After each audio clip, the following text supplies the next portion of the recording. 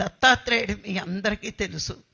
ఆయన సృష్టి నుంచి 24 గురువుల్ని సెలెక్ట్ చేసుకున్నాడండి. ఏ వ్యక్తి గురువు కాదు దత్తాత్రేయుడికి. ప్రకృతి నుంచి చూసి పాఠాలు నేర్చుకున్నాడు. దత్తాత్రేయుడి చరిత్రలో 24 గురువులు ఏమేమి ఇచ్చారో అవన్నీ నేను ఒక బుక్ రాశాను. భాగవతం నుంచి అది కలెక్ట్ చేసి ఒక బుక్ కింద తీసుకురావడం జరిగింది. మరి ఏం నేర్చుకున్నాడు దత్తాత్రేయుడు అంటే, ప్రకృతిని చూసి పాఠాలు నేర్చుకుని తన జీవితంలో అక్కడికే ఆయన 3 మహాత్ముల యొక్క అంశ అయినా జ్ఞానం అంతా ప్రకృతిని చూసి నేర్చుకున్నాడట.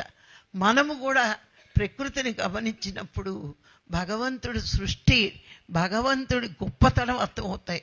చూడండి, ఒక చెట్టుకి ఎన్నో ఆకులున్నా ఏ 2 ఆకులు ఒకలా ఉండవు.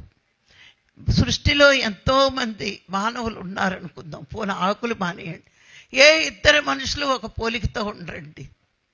అంటే ఇంత అద్భుతమైన సృష్టి చేసిన పరమాత్మ ఎంత గొప్పవాడు.